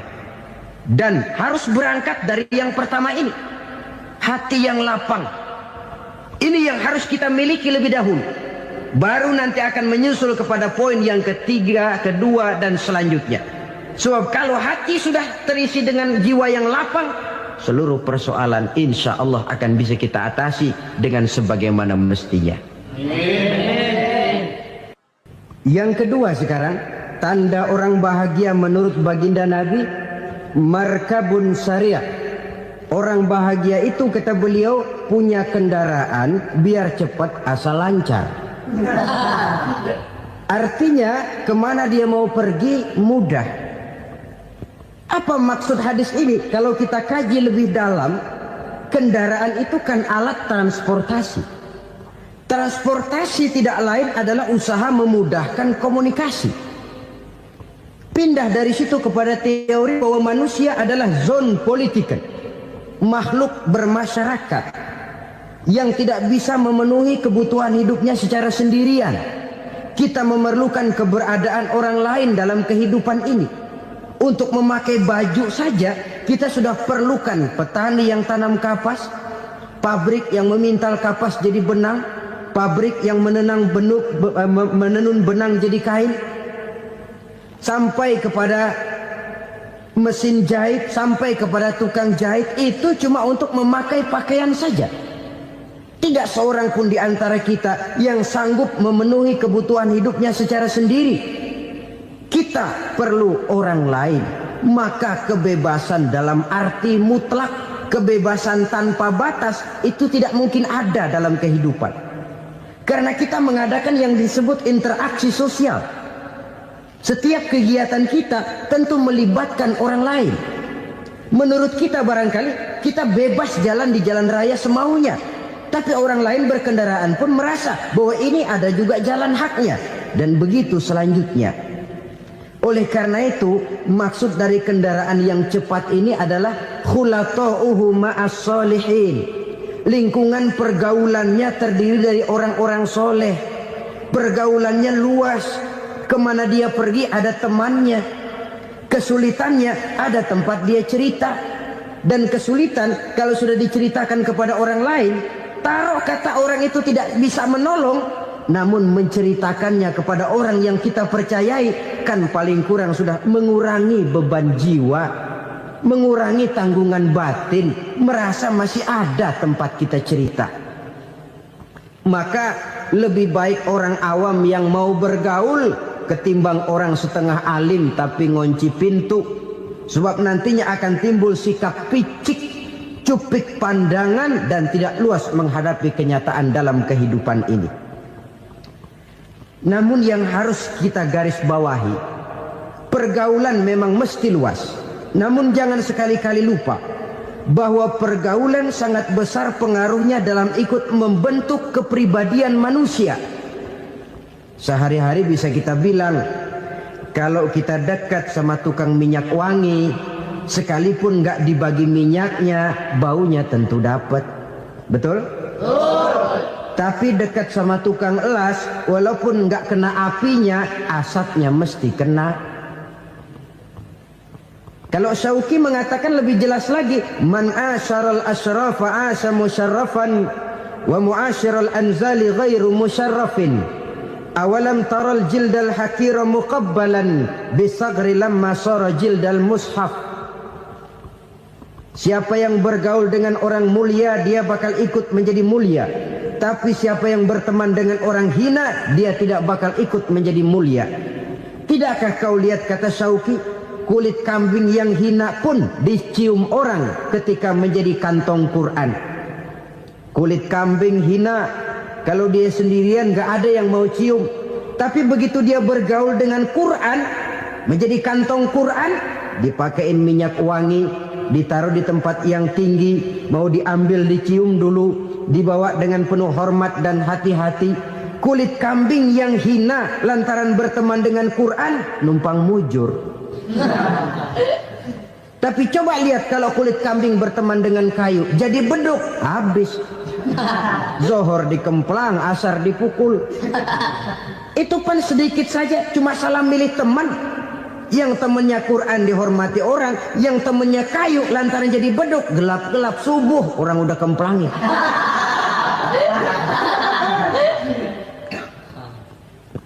Maka terutama kepada adik-adik remaja yang masih mencari identitas diri, yang ibarat kaset masih kaset kosong, mudah diisi oleh apapun, pandai-pandailah memilih teman dalam bergaul. Karena banyak orang yang tadinya baik-baik, ketika terseret dalam pergaulan dengan orang yang tidak baik, kebaikannya menjadi lentur dan luntur.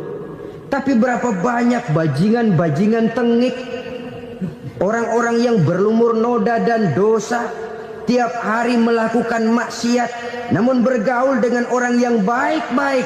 Pada akhirnya sedikit demi sedikit beringsut dan berangsur, dia terbiasa mengikuti kebaikan-kebaikan. Saya tekankan ini kepada remaja karena mereka masih mencari identitas diri. Apa yang mereka lihat mereka mau, apa yang mereka dengar mereka ingin tahu. Coba lihat kehidupan remaja. Pulang nonton film Rambo, pengen jadi Rambo, gagah, maunya belekai melulu. Pulang nonton film Superman, pengen bisa terbang. Pulang nonton India, nyanyi melulu. Wajar, mereka masih mencari identitas diri. Saya ini sebenarnya siapa? Lingkungan, pergaulan akan membentuk itu. Karena itu pandai-pandailah bergaul, karena ia sangat besar pengaruhnya dalam ikut membentuk kepribadian manusia. Apalagi sifat yang jelek lebih cepat menularnya ketimbang sifat yang baik. Sifat yang baik, watak yang soleh itu lambat sekali untuk menular. Tapi yang tidak baik, kan prosesnya mah kalau remaja biasanya mula-mula dengar. Karena dengar lalu pengen tahu. Karena pengen tahu lalu ngeliatin. Begitu ngeliatin kan pengen nyobain. Setelah nyobain ketagihan. Nah, ini prosesnya. Yang namanya ganja, morfin, narkotik, awalnya kan begitu. Mula-mula dengar, katanya kalau sudah fly to the sky, sudah melayang ke langit, katanya disitulah puncak kebahagiaan. Mulanya cuma dengar. Karena dengar pengen tahu. Karena pengen tahu lalu ngeliat, kumpul sama orang yang suka ngeganja. Setelah ngeliat, nah pengen ngerasain. Begitu ngerasain enak juga, ketagihan. Kalau sudah ketagihan jadi penyakit kronis, bisa merembet kepada yang lain. Iya, kalau orang tuanya mampu untuk beli morfin, beli ganja. Kalau tidak kan pikirannya ngayap, jemuran siapa ya gue sahabat. Timbullah perbuatan-perbuatan negatif yang bermula dari salah pergaulan. Apalagi buat adik-adik remaja yang tinggal di kota-kota besar, yang pengaruh budaya, pengaruh kesenian, pengaruh struktur kehidupan yang nampak makin individualistis, di mana persaingan tajam, tensi ekonomi tinggi, orang mudah mengalami stres. Pandai-pandailah dalam bergaul, sekali lagi, karena ia sangat besar pengaruhnya dalam ikut membentuk kepribadian manusia. Orang bahagia punya kendaraan yang cepat, artinya punya pergaulan yang luas, dan lingkungan pergaulannya terdiri dari orang-orang yang soleh. Kemana dia pergi ada teman, kesulitannya ada tempat dia cerita. Tapi kalau sudah menyendiri, hidup sendiri, kesulitan dipikiri sendiri, bisa mati belum waktunya. Tidak ada tempat berbagi rasa. Tidak ada tempat bercerita, tidak ada tempat mengurangi beban dalam kehidupan. Pantas betul kalau Islam sangat menggalakkan dan menganjurkan orang kalau sudah sampai waktunya itu untuk melangsungkan nikah. Kata Nabi, ya ma'syaras syabab man istata'a minkumul ba'at falyatazawwaj. Hai para pemuda, kalau sudah mampu memberi nafkah, kawinlah, nikahlah kamu. Kenapa? Sudah ada teman hidup, tempat berbagi rasa. Kesulitan kalau ada tempat cerita akan lebih ringan ketimbang kita telan sendiri, walaupun bobot kesulitannya sama beratnya. Saudara-saudara kaum muslimin rahimakumullah, inilah ciri yang kedua, punya kendaraan biar cepat asal lancar. Kemana kita mau pergi gampang. Dengan kata lain, setelah hati yang luas, pergaulan yang luas. Dua. Yang ketiga sekarang, tanda orang bahagia itu menurut Nabi, misbahun mudhi'un, punya lampu yang terang. Oh, itu enggak problem. Sekarang sudah zamannya listrik masuk desa, Pak. Lampu sudah terang semua. Betul, kalau itu yang dimaksud. Tapi tidak cuma itu. Karena lampu yang dimaksud di sini, lampu yang akan menerangi seluruh perjalanan hidup. Dan perjalanan hidup itu sudah dimulai sejak kita terlahir ke alam ini sampai masuk ke alam barzah, kumpul di padang mahsyar sampai ke akhirat. Lampu yang menerangi itu yang diperlukan. Kalau lampu, katakanlah yang paling top sekarang kan lampu jenis Mercury.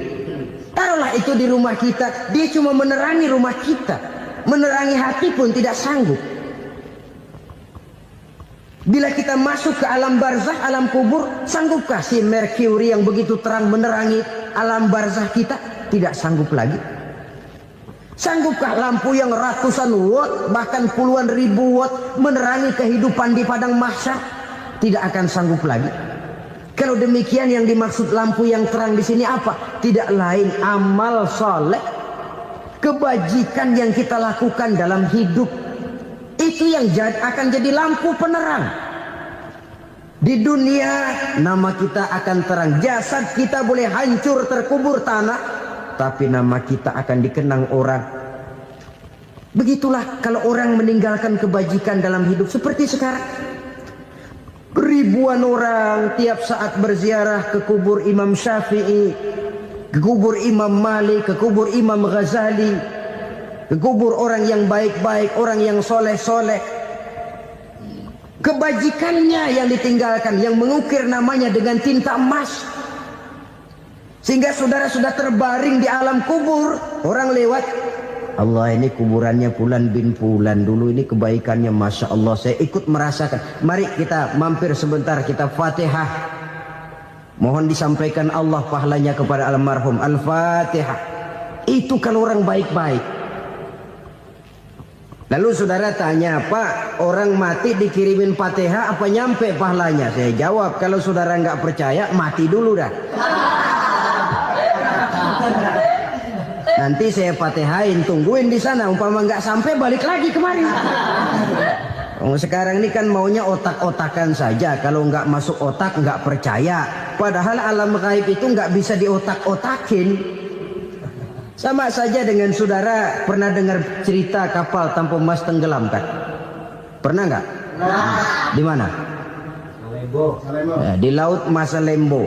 Begitu ke tanpa emas tenggelam, ratusan penumpang itu terjun ke laut, dipermainkan gelombang, berjuang menghadapi maut itu. Orang lagi timbul tenggelam di lautan, dihantam ombak, kita tengokin pakai helikopter. Pak, lagi timbul tenggelam ya? Iya, tolongin. Jangan khawatir Pak, nih saya kirim intan Pak, harganya 10 juta. Kira-kira orang yang timbul tenggelam di laut seneng nggak? Tidak. Kan mahal toh intan 10 juta. Kenapa dia nggak senang? Karena intan 10 juta dalam kondisi seperti itu tidak sanggup menyelamatkan dia. Dia akan girang kalau dikirimin ban mobil bekas, dikirimin papan terentang atau bambu. Intan yang 10 juta dia nggak girang. Ban mobil bekas yang 1000 perak, tuh pegang, itu yang dia girang betul. Inilah sebabnya Nabi berkata, mal mayyitu fi qabrihi illa kal ghariqil mutaghawwis. Orang yang meninggal di alam kuburnya seperti orang timbul tenggelam di lautan. Yantaziru da'watan min ahli, menunggu doa dari keluarganya yang masih hidup. Duh, bapak saya sudah meninggal, saya sayang benar sama dia. Kirimin kulkas ke kuburannya Itu sama saja dengan tadi orang tenggelam di lautan dikirimi intan yang harganya 10 juta, tidak sampai. Begitulah kalau kebajikan yang kita tinggalkan dalam hidup, sudah mati pun kubur kita masih diziarahi orang. Tapi kalau jahat yang kita tinggalkan, boro-boro lah orang mau doa lewat dekat kuburan kita juga serem. Tuh bajingan no, dulu mati dipendem di situ tuh. Jangan lewat situ, ntar kesurupan, jangan. Lewat saja orang ngeri. Konon lagi membacakan Fatihah dan mengirimkan doa. Hidup pada hakikatnya adalah kesempatan untuk berbuat baik. Maka sekali kesempatan itu diberikan, manfaatkan dengan sebaiknya. Sebab kesempatan kedua tidak akan pernah ada. Kesempatan berbuat baik di sini, di akhirat sudah pembalasan namanya. Sekali kesempatan itu dicabut, dia tidak akan pernah dikembalikan lagi. Kata Iqbal, hidup tidak mundur ke belakang, Bung. Berhenti diinjak orang, mundur hancur. Tidak ada kata mundur dalam hidup ini. Berhenti diinjak orang, mundur kecebur. Tidak ada kata lain, harus maju dalam kehidupan dalam artian yang positif. Hidup adalah kesempatan untuk mengumpulkan kebajikan yang sebanyak-banyaknya. Di situ nilai daripada manusia. Sekarang ini memang nggak kelihatan kok, orang yang banyak pahala sama yang banyak dosa nggak kelihatan kok. Barangkali kalau habis bikin dosa palanya pada benjol, mungkin orang takut sama dosa. Tapi sekarang sama saja, orang yang banyak dosa dengan yang nggak banyak dosa jalan bareng dari belakang, sama, nggak kelihatan beda. Tapi ada waktunya di mana pahala memegang peranan, di mana dosa diperlihatkan. Sama saja kalau kita bawa mobil siang, lampu kan nggak begitu berfungsi. Apa lalu bilang, alah ini lampu berat-beratin, copot-copotin aja dah. Tidak perlu begitu. Kenapa? Pada suatu saat malam senja akan datang. Bila matahari terbenam, senja pun datang, gelap mulai merayap, disitulah baru terasa perlunya lampu.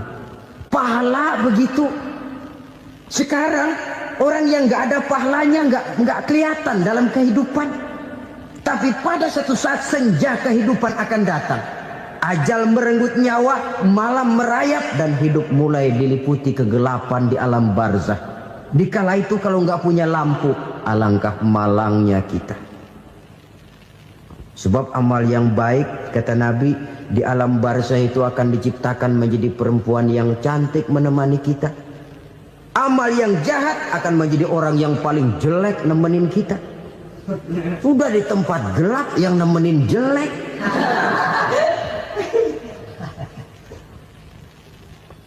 Kaum muslimin rahimakumullah. Kalau demikian masalahnya, tergantunglah kita pandai memanfaatkan waktu. Al-waktu kasayf, waktu itu cepat sekali. Yang namanya waktu itu tahu-tahu. Tahu-tahu udah tahun 87. Tahu-tahu udah begitu. Tahu-tahu yang kemarin anak-anak, sekarang udah pada punya anak. Tahu-tahu saja itu. Begitu cepat waktu berlalu. Kalau tidaklah pandai kita memanfaatkannya, akan rugi kita.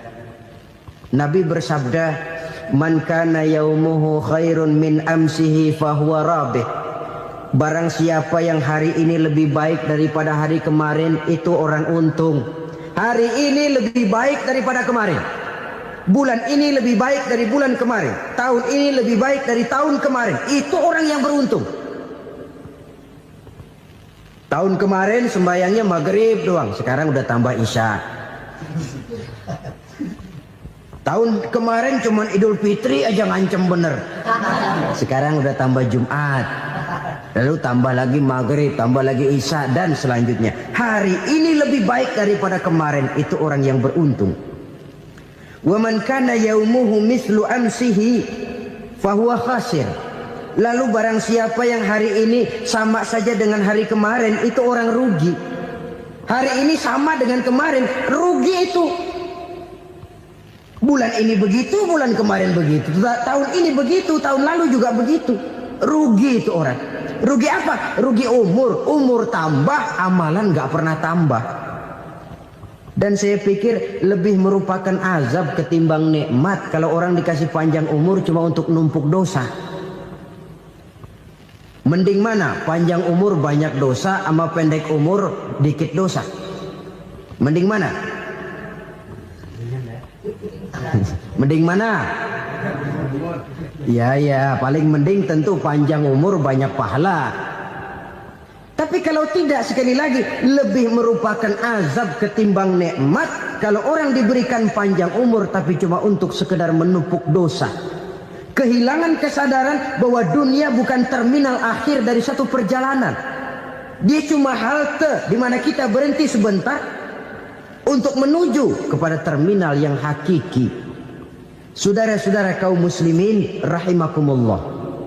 Inilah lampu yang akan menerangi kehidupan. Amal yang kita lakukan di dalam kehidupan. Jadi yang dimaksud dengan lampu yang terang, kebajikan yang kita kerjakan dalam hidup. Nah, setiap orang di awal tadi saya bilang ingin bahagia. Bahagia itu kan hakikatnya kumpulan senang dan selamat. Senang, selamat. Apa bedanya? Senang tapi tidak selamat, nggak bahagia. Selamat tapi nggak senang, nggak bahagia orang. Contoh, kalau orang korupsi, duitnya banyak, senang dia, tapi keselamatannya.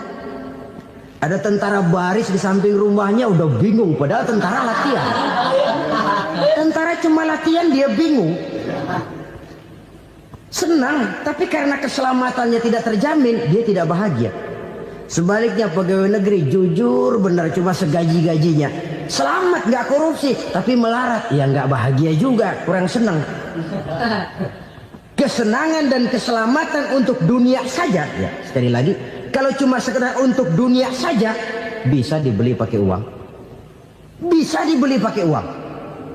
Saudara ingin selamat, bisa dibeli pakai uang. Saudara ingin senang, bisa dibeli dengan uang.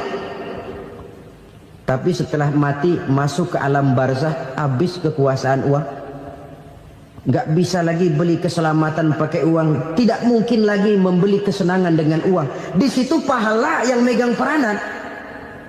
Makin banyak pahala, makin banyak saham untuk membeli kesenangan dan keselamatan, untuk memperoleh yang namanya bahagia.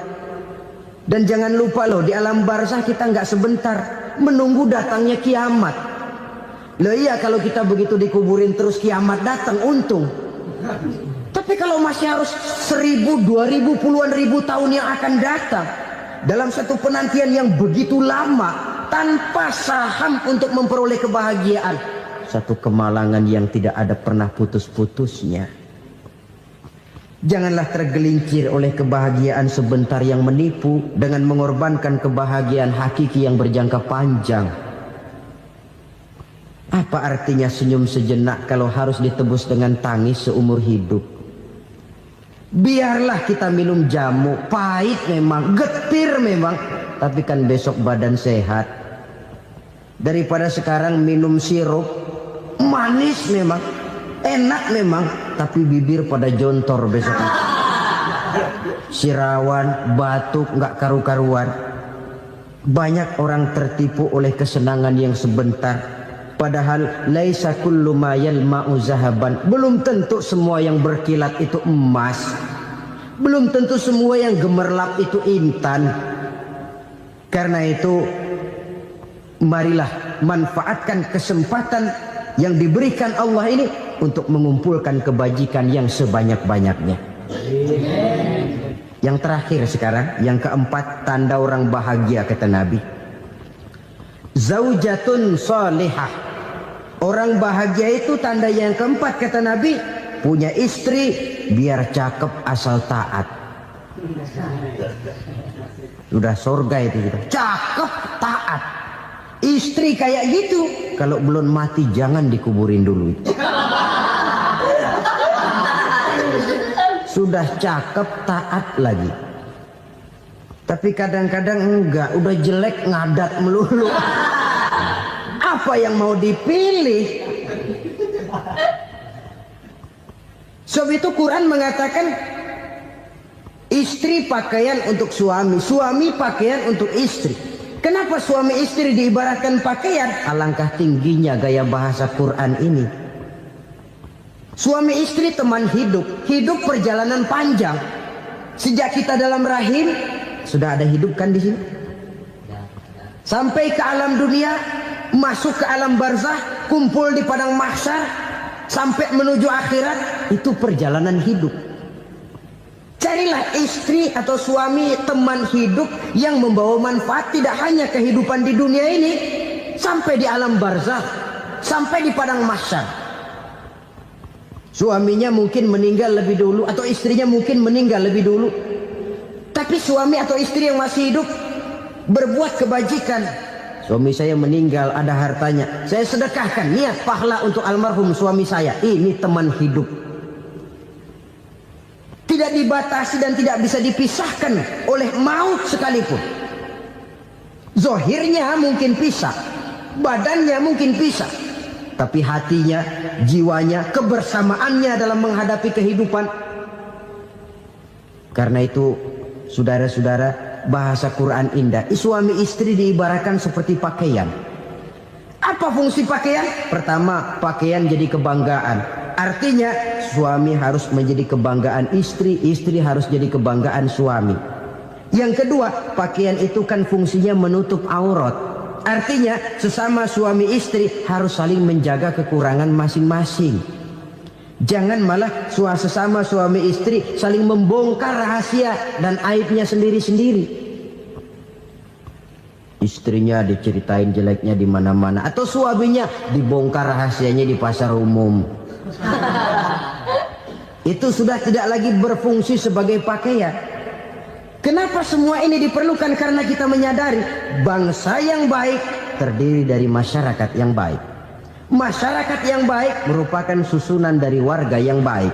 Warga yang baik adalah terdiri dari rumah tangga yang baik. Dan rumah tangga yang baik merupakan susunan dari pribadi yang baik. Dari situ langkah dimulai. Membangun satu bangsa yang baik diawali dengan membangun rumah tangga yang baik, dengan menciptakan pribadi-pribadi yang baik. Sehingga dari sini diharapkan berkembanglah nilai-nilai kebaikan. Orang akan bahagia mempunyai istri yang soleh. Kenapa? Tidak ada seorang suami bisa sukses jadi apapun dia, apapun profesinya. Dokterkah, kiaikah, mubalikah, petanikah, pengusahakah, pejabat tinggikah, tidak ada seorang suami yang bisa sukses tanpa peran serta istrinya. Walaupun memang peranan itu tidak begitu kelihatan, tapi sangat menentukan.